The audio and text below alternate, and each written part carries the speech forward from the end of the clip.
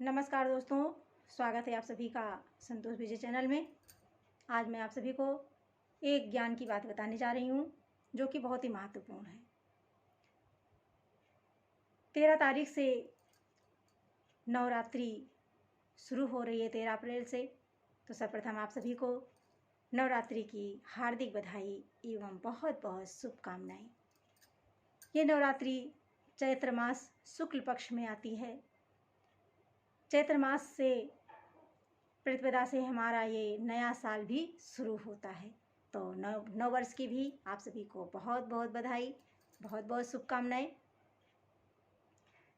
नवरात्रि में हमारी माताएं, बहनें, भाई, बच्चे, बहुत लोग 9 दिन का व्रत करते हैं। कुछ लोग पहलुआ और अष्टमी का करते हैं।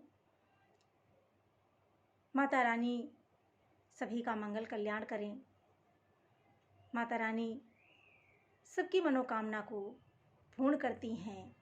इस आस्था से हम सभी भगवान की पूजा आराधना करते हैं।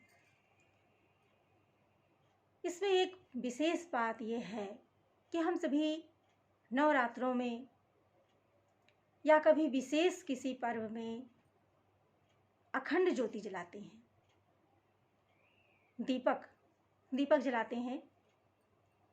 और नवरात्रि में अखंड ज्योति जलाते हैं जो कि 9 दिन तक लगातार जलती है, 24 घंटे। तो दीपक का भी बहुत बड़ा महत्व होता है। दीपक हमें जब जलाते हैं तो विशेष ध्यान रखना होता है। यदि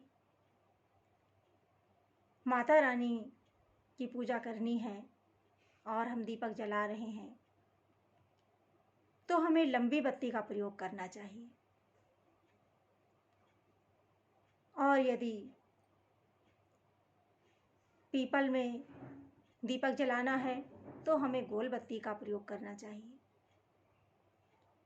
पीपल के नीचे हमें कभी भी लंबी बत्ती नहीं जलानी चाहिए। विष्णु भगवान की पूजा हमें गोल बत्ती से करनी चाहिए। लंबी बत्ती पीपल के नीचे जलाने से दरिद्रता का प्रतीक है, इसलिए पीपल में हमेशा गोल बत्ती ही जलाएं। माता रानी के दीपक अखंड ज्योति या वैसे भी जलाएं तो लंबी बत्ती का प्रयोग करना चाहिए। दीपक का अखंड ज्योति भी, इसके भी कई अर्थ होते हैं।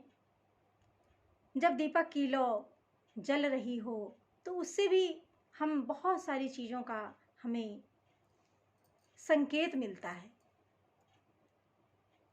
जैसे दीपक का लौ एकदम सीधा जल रहा हो तो समझ लेना चाहिए कि मैंने जिस भाव से जलाया है वह कार्य हमारा सिद्ध हो जाएगा, पूर्ण हो जाएगा।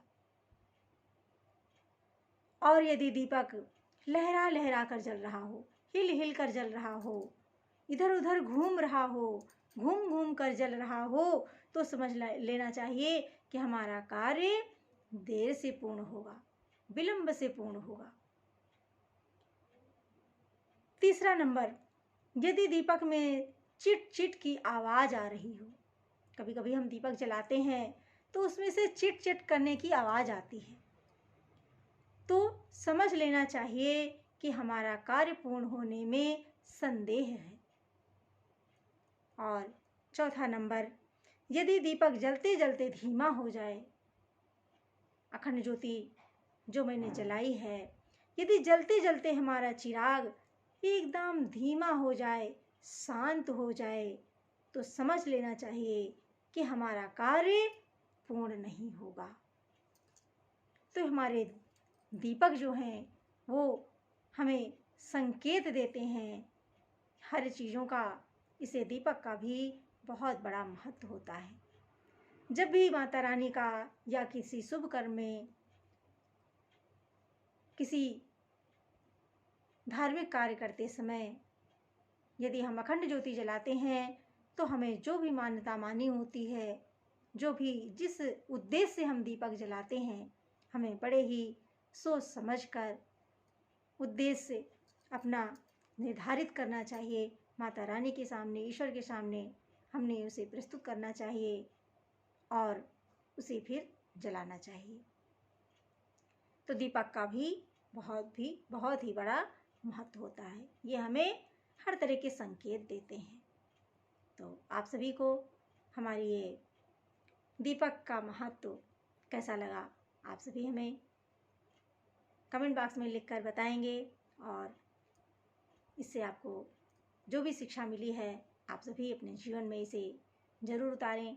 दीपक जलाएं तो उसका ध्यान रखें कि अखंड ज्योति बुझने ना पाए, और यदि बुझने वाली हो तो हमें दूसरा दीपक जलाकर रख लेना चाहिए। उसके बाद हमें अखंड ज्योति को सही करके फिर हमें जलाना चाहिए। तो इन सब बातों का हमें दीपक जलाने के समय ध्यान रखना चाहिए। आप सभी को कैसा लगा ये हमारा आर्टिकल, आप सभी हमें कमेंट बॉक्स में लिखकर ज़रूर बताएं। सभी को प्रेम भरा नमस्कार।